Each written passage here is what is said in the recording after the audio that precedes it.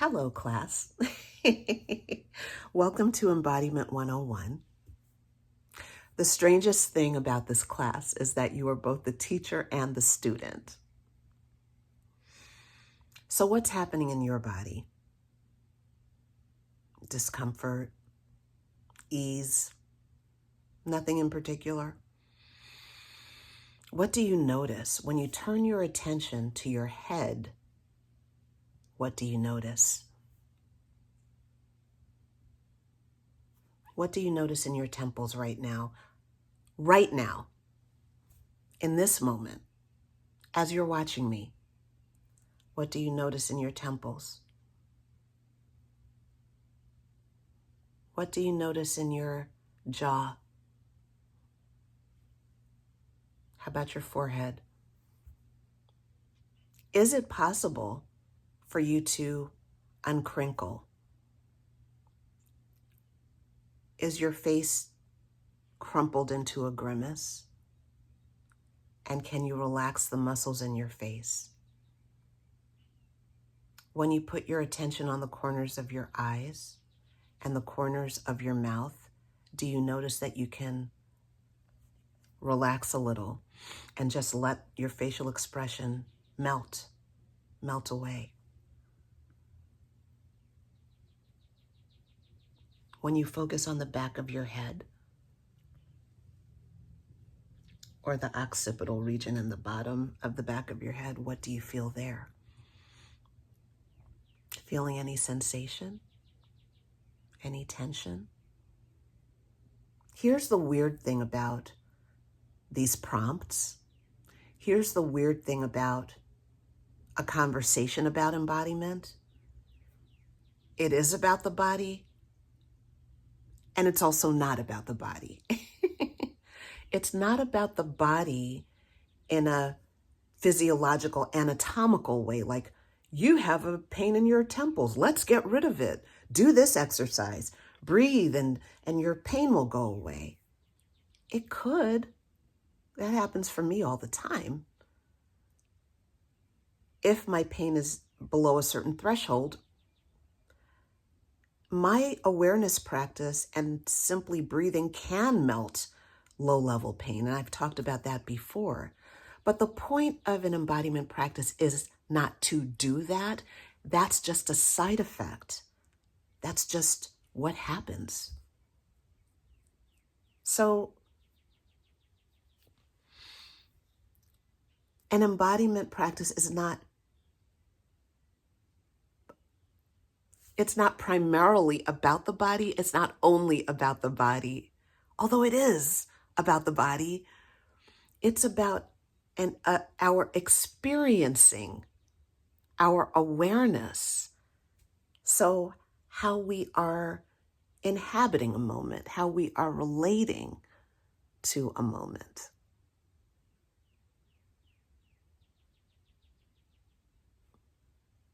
It's weird. It's really weird and wonderful. So in this moment, what about your head? What about your scalp? What do you notice about your scalp and how that's feeling? Just place your awareness on your scalp. I'm noticing a weird kind of, once I started touching my scalp, I noticed a kind of, I don't even know how to describe the sensation.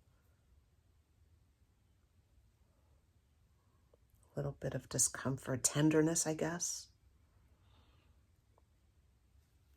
Yeah, on the right side.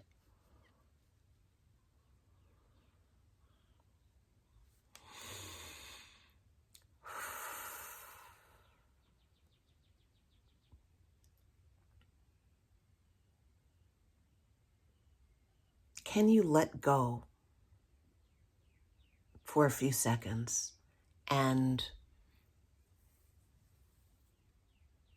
make room for what's happening just for a few seconds? Practice being aware by noticing. Notice the sensations in your body. Relate to your body. Relate to yourself. This is falling in love. This is compassion. This is making space, making room. This is listening. This is witnessing. This is seeing and noticing.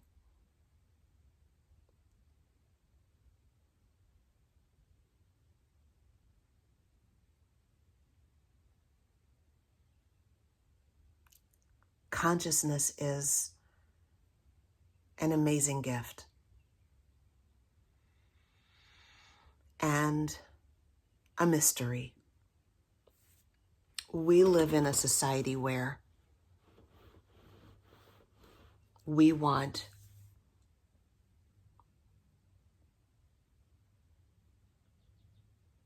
let me rephrase that. I am a person. Let me stop projecting my biases and ideas and desires onto society, which is very convenient and vague. I am a person who wants the comfort of conclusions. I want definitive facts. I want linear steps to get to where I'm going. I want efficiency. I want guarantees. I want to know that when I do something, I'm not going to be wasting my time. And I want to know that there are answers to my questions. I do not want to spend a lot of time groping in the dark and experiencing the heaviness of uncertainty. And yet, my embodiment practice has shown me, my simple, gentle, daily, through the day embodiment practice has shown me that if I'm willing to be with the momentary discomfort of being present, of being in my body, because sometimes it is uncomfortable.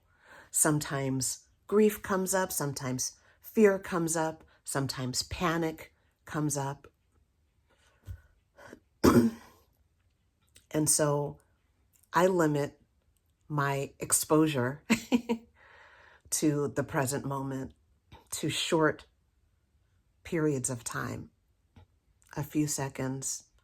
And as I've built up my own capacity for life, now it's longer than a few seconds. But I carve out space to feel whatever comes up. A lot of times, especially when I first started doing my embodiment practice, I would feel moistness at the corners of my eyes all the time.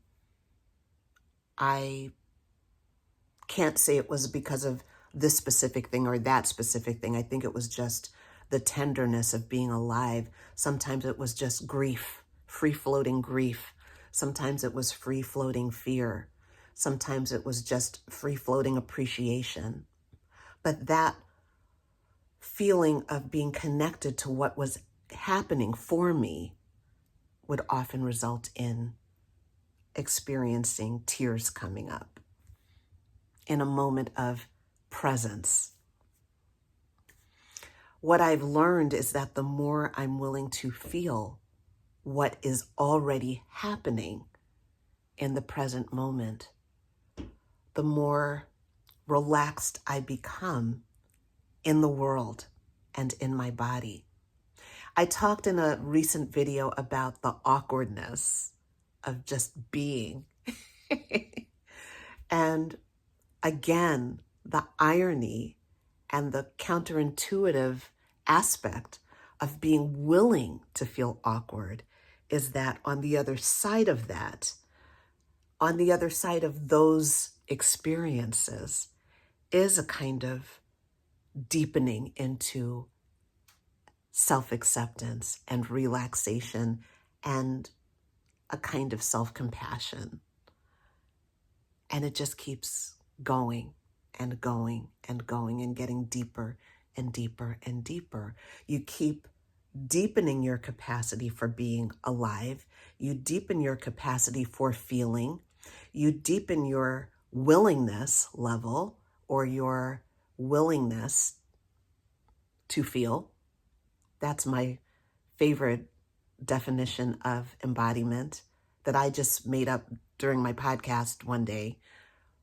Embodiment is the willingness to feel. You deepen into that, you feel more of that, and then you reach a new edge typically. So you have a greater capacity to do some of the things you couldn't do before, but then you've come up to a new edge and you're like, oh, okay, I see where the edge is now. And again, you make room for that and you just keep doing that. And that method or that approach to being in your body and to being you and to being in your life is stabilizing, grounding. It doesn't make everything easy or great, but it makes everything easier and better because you're more steady over time. You're kind of stabilizing and grounding your experience. So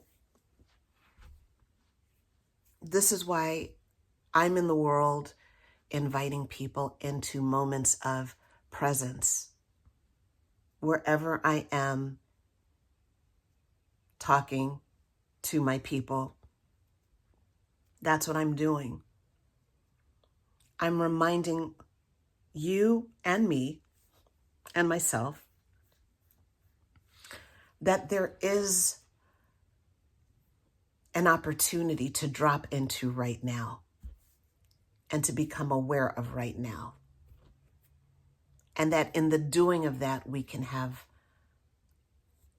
a richer experience of life because everything that's available to us is available right now.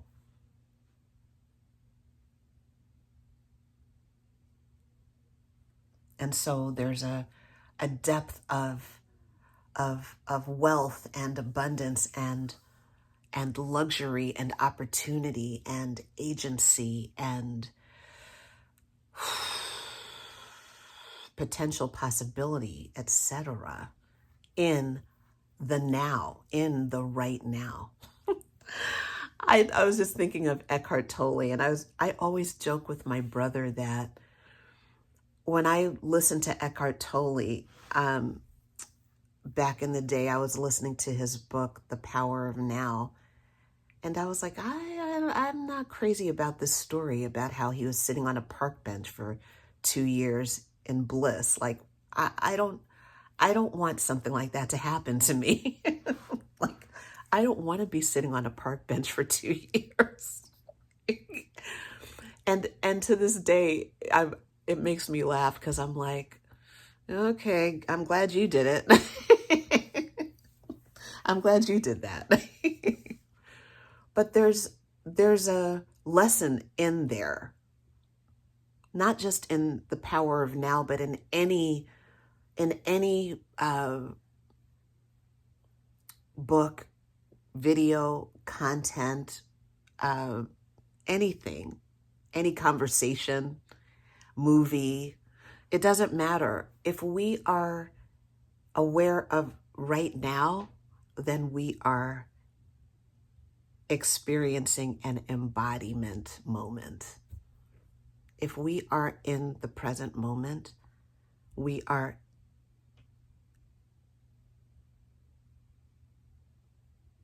Is that right? I think so. It's a guess. It's a guess. Because the more I use words, the more I get away from being in my body. That's the catch of doing these videos about embodiment. It's like, stop talking and just get back in your body. That's what I hear in my head. Maybe we could. So in this moment, just relax your shoulders.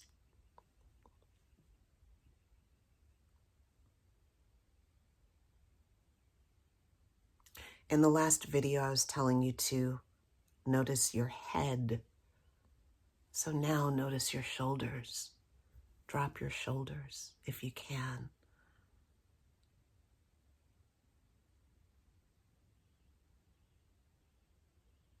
I hear bird song. What do you hear in your environment? Just notice. If you're able to, wiggle your toes.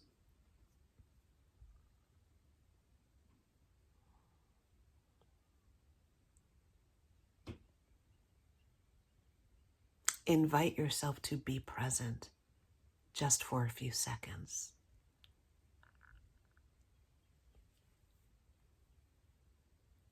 Relax into right now.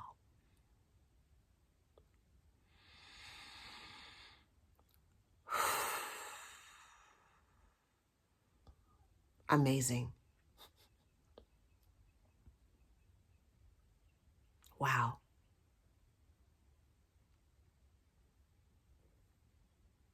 Right now is where our agency lives. It's where our choices live. So when we practice relaxing into it, we get closer to a life where we continually remember and are able to remind ourselves that we do have choices and we do have agency. So if we haven't met before, my name is Bridget. I am the host of Thriving in Plain Sight, a podcast where every week we do a brief, gentle, humble, quiet embodiment practice together. I'm also a coach holding space for people who are yearning for a more embodied approach to life and work. Thank you for being with me, and I will see you again next time.